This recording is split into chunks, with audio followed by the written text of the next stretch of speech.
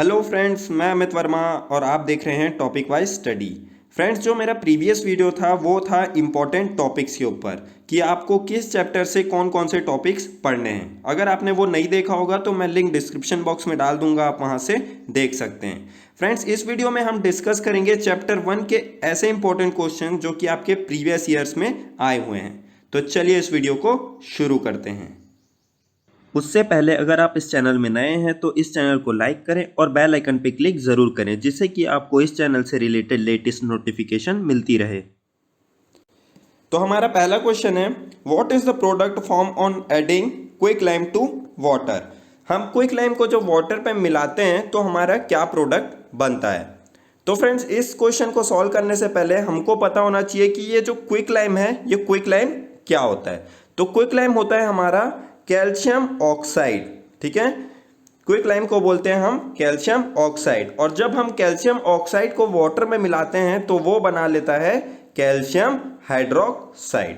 तो quick lime को जब हम वाटर में मिला दिए तो वो बना स्लेक्ड लाइम, जिसको ही हम बोल रहे हैं कैल्शियम हाइड्रोक्साइड। ठीक है, अब देखते हैं नेक्स्ट क्वेश्चन। फ्रेंड्स, इस टाइप के क्वेश्चन आपके पेपर में बहुत सारे पूछे जाते हैं, तो इसको सॉल्व कर लेते हैं। ठीक है, a substance X use to coating iron articles. एक सब्सटेंस है जो कि यूज होता है आयरन आर्टिकल को कोट करने के लिए। Is added to a blue solution, एक ब्लू सॉल्यूशन में उसको ऐड किया गया of a reddish brown metal Y. और वो जो ब्लू सॉल्यूशन है वो एक रेडिश ब्राउन मेटल का सॉल्यूशन है। ठीक है, तो फ्रेंड्स, आप अपने आसपास रेडिश ब्राउन मेटल कौन सा देखे हो, गैस करो। हम देखे हैं वो है कॉपर। ठीक है, कॉपर वायर देखे होंगे, कॉपर के आप लोग यूटेंसिल्स देखे होंगे अपने घर में। तो रेडिश ब्राउन मेटल जो हम जानते हैं वो क्या है, कॉपर। ठीक है, अब इसको कंफर्म करने के लिए कॉपर है कि नहीं, हम ये देखते हैं कि कॉपर जो सॉल्यूशन बनाता है वो ब्लू कलर का होता है कि नहीं। ठीक है, तो फ्रेंड, जो कॉपर सल्फेट बनाता है वो क्या होता है, हमारा ब्लू कलर का होता है। तो इससे हम कंफर्म हो जाते हैं कि ये जो वाई प्रोडक्ट है हमारा ये तो कॉपर है। ठीक है, अब ये एक्स क्या है, तो आगे पढ़ते हैं। The colour of the solution get discharge, identify X and Y also the type of reaction. ठीक है, तो ये एक्स को जैसे ही हम ये कॉपर सल्फेट सॉल्यूशन में डाले तो क्या हो गया, उसका कलर डिस्चार्ज हो गया। तो मतलब क्या हुआ, जो एक्स मेटल डाले हैं वो ज्यादा रिएक्टिव होगा कॉपर से, तभी तो वो कॉपर को वहां से हटा दे रहा है। ये क्या हो सकता है, हमारा आयरन। क्यों, क्योंकि आयरन जो आर्टिकल्स होते हैं उनको कोट करने के भी काम आता है।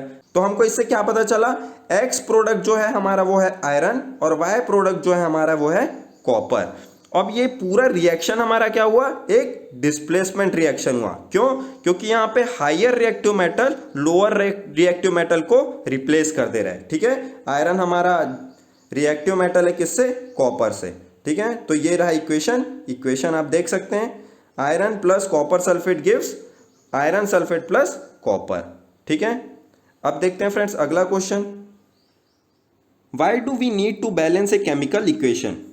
कोई भी केमिकल इक्वेशन को हमको बैलेंस क्यों करना पड़ता है।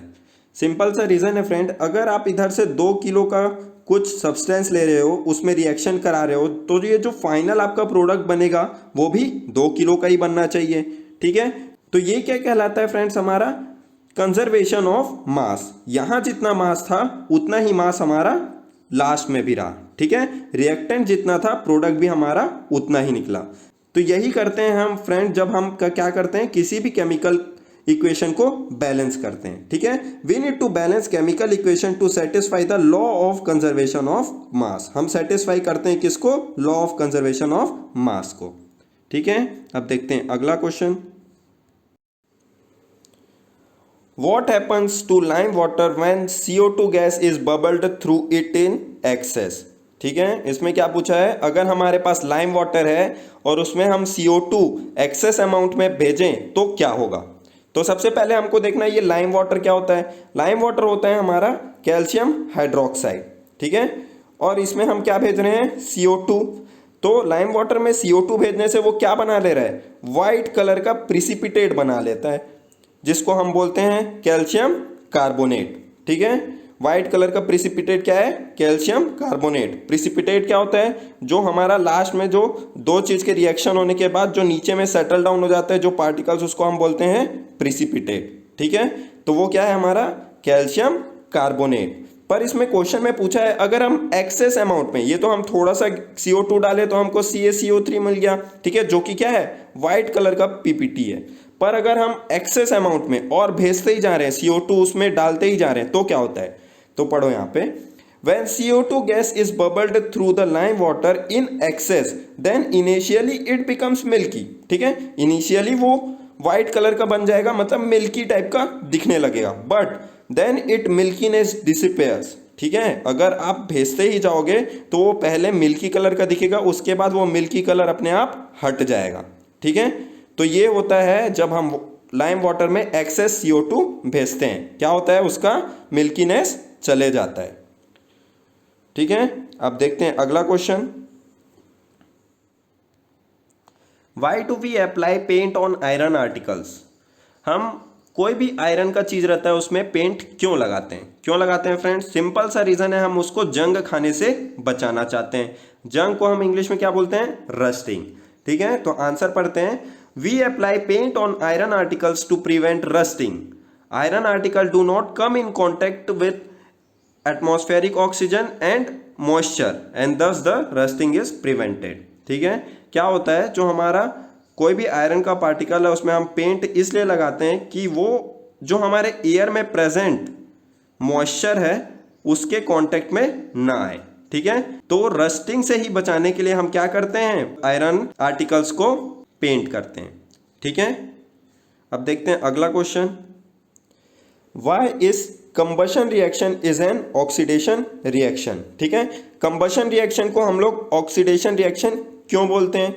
सबसे पहली बात तो कंबशन क्या होता है, कंबशन क्या होता है, किसी भी चीज को हम जलाते हैं तो उसको हम बोलते हैं कंबशन, और जलाने के लिए हमको सबसे इंपॉर्टेंट चीज क्या चाहिए रहता है, ऑक्सीजन।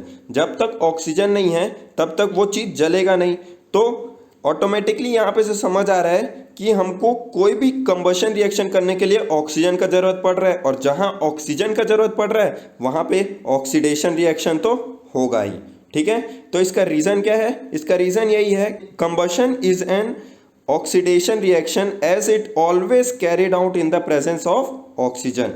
कभी भी ये रिएक्शन होगा तो हमेशा ऑक्सीजन के प्रेजेंस में होगा, इसलिए कंबशन रिएक्शन हमेशा क्या है, ऑक्सीडेशन रिएक्शन है। ओके, अब देखते हैं next question, state one basic difference between a physical change and A chemical change. Physical change और केमिकल चेंज में हमको एक बेसिक डिफरेंस बताना है। तो बेसिक डिफरेंस क्या है friend, in physical change no new substances formed, कोई नया सब्सटेंस नहीं बनता है। ठीक है, फिजिकल चेंज में जो यहाँ पे रिएक्टेंट्स रहते हैं उसका बस शेप वेप चेंज हो जाता है और वो एक नया प्रोडक्ट बना लेते हैं। पर केमिकल चेंज में क्या होता है फ्रेंड्स, एक नया ही सब्सटेंस बन जाता है। ठीक है, वो मॉलिक्यूलर लेवल तक में चेंज हो जाया रहता है। ठीक है, तो सबसे बेसिक डिफरेंस क्या हुआ, फिजिकल चेंज में no new substances formed but in chemical change new substances formed. ठीक है, अब देखते हैं अगला question, why should a magnesium ribbon be cleaned before burning in air. Magnesium ribbon को हमको क्यों साफ करना चाहिए जलाने से पहले, क्यों करना चाहिए फ्रेंड, देखते हैं। Magnesium ribbon is cleaned before burning to remove the protective layer of basic magnesium carbonate from the surface of the magnesium ribbon.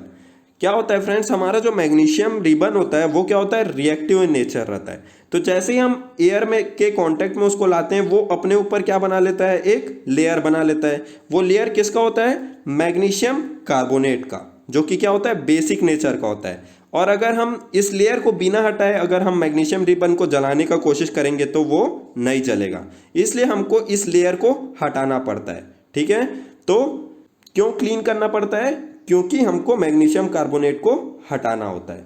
ठीक है, तो देखते हैं अब अगला question, why respiration is considered as an exothermic reaction. इसको समझने के लिए फ्रेंड्स आपको पता होना चाहिए कि एक्सोथर्मिक रिएक्शन क्या होता है, एंडोथर्मिक रिएक्शन क्या होता है। एक्सोथर्मिक रिएक्शन वो होता है जिसमें क्या दो चीज रिएक्ट होंगे तो हीट इवॉल्व होता है। ठीक है, हीट बाहर निकलता है तो उसको बोलते हैं हम एक्सोथर्मिक रिएक्शन।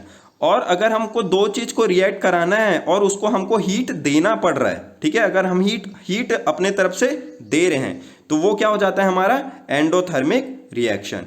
ठीक है, तो यहां पूछा क्या है, रेस्पिरेशन जो है वो हमारा एक्सोथर्मिक रिएक्शन क्यों है? इसीलिए है क्योंकि हीट इवॉल्व होता है। ठीक, हम जब रेस्पिरेशन करते हैं तो हीट इवॉल्व होता है, इसलिए हमारा जो रेस्पिरेशन है वो क्या है, एक्सोथर्मिक रिएक्शन। ठीक है, अब देखते हैं अगला क्वेश्चन,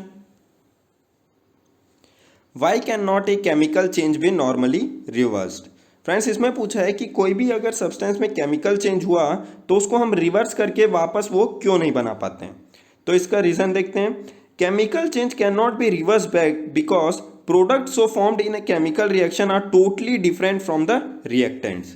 क्या होता है फ्रेंड्स, दो रिएक्टेंट्स अगर रिएक्ट करके हमारा एक प्रोडक्ट बना रहे हैं तो ये प्रोडक्ट जो होता है वो पूरा टोटली डिफरेंट होता है अपने दोनों रिएक्टेंट से। ठीक है, मतलब मॉलिक्यूलर लेवल तक में, इनका मॉलिक्यूलर लेवल तक में चेंज आ जाता है किसमें, प्रोडक्ट में, इसलिए उसको वापस रिवर्स करके रिएक्टेंट बनाना पॉसिबल नहीं होता है। ठीक है, इसलिए हमारा जो भी केमिकल चेंज होता है वो नॉर्मली रिवर्स नहीं किया जा सकता। ठीक है फ्रेंड्स, अब देखते हैं अगला question, what is meant by skeletal equation. Skeletal equation क्या होता है फ्रेंड्स, एक ऐसा इक्वेशन जो कि बैलेंस ना हो उसको हम बोलते हैं स्केलेटल इक्वेशन। दो प्रकार के इक्वेशन होते हैं, एक बैलेंस एक अनबैलेंस, तो अनबैलेंस को हम क्या बोल रहे हैं, स्केलेटल इक्वेशन। ठीक है, अब देखते हैं अगला question, Which gas is filled in the chips packet to prevent rancidity and why? Friends, इस क्वेश्चन को सॉल्व करने से पहले आपको पता होना चाहिए कि रेंसिडिटी क्या होता है। रेंसिडिटी होता है मतलब कोई भी खाने वाला जो प्रोडक्ट है उसका सड़ना। ठीक है, अगर वो सड़ रहा है तो वो क्या हो रहा है, उसमें रेंसिडिटी हो रहा है। ठीक है, तो यही पूछा है कि आपके जो चिप्स के पैकेट होते हैं, जो कि जैसे हो गए कुरकुरे के पैकेट्स हो गए, लेस के पैकेट हो गए, उसमें जो गैस भरा होता है वो गैस कौन सा होता है। तो फ्रेंड्स, वो गैस होता है आपका नाइट्रोजन गैस। ठीक है, nitrogen gas is filled in the chips packets. Nitrogen being an inert gas prevent the oxidation of oil present in chips. ठीक है, क्या करता है, जो नाइट्रोजन उसमें प्रेजेंट रहता है वो एक इनर्ट गैस की तरह काम करता है और ऑक्सीडाइज नहीं होने देता जो ऑयल प्रेजेंट होते हैं उस फूड प्रोडक्ट में। ठीक है फ्रेंड्स, इनर्ट गैस तो पता ही होगा, इनर्ट गैस क्या होता है, ऐसे गैस जो किसी से रिएक्ट नहीं होते। ठीक है, तो नाइट्रोजन जो है हमारा किस तरीके एक्ट करता है, इनर्ट गैस की तरह, वो किसी चीज से रिएक्ट नहीं होता और फूड को सड़ने नहीं देता।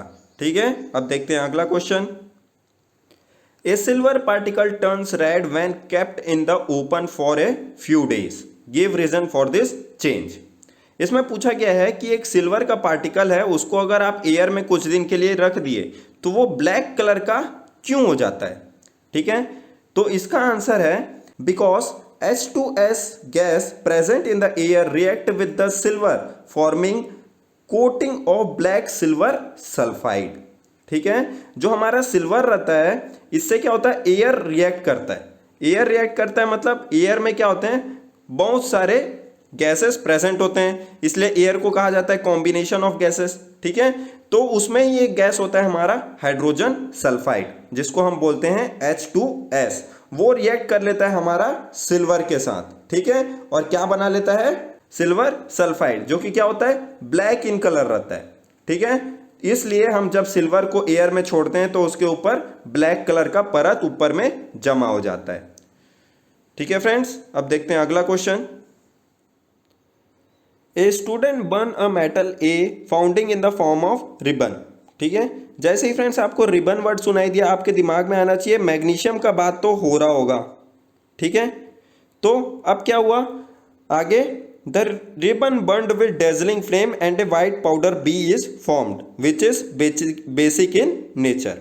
ठीक, क्या हुआ इसके बाद, वो रिबन को हम जलाए, वो डेजलिंग फ्लेम और वाइट कलर का पाउडर बना रहा था। डेजलिंग फ्लेम मतलब चमकदार एकदम लाइट फेंक रहा था और वाइट कलर का पाउडर बना रहा था, जिसको हम बोल रहे हैं बी।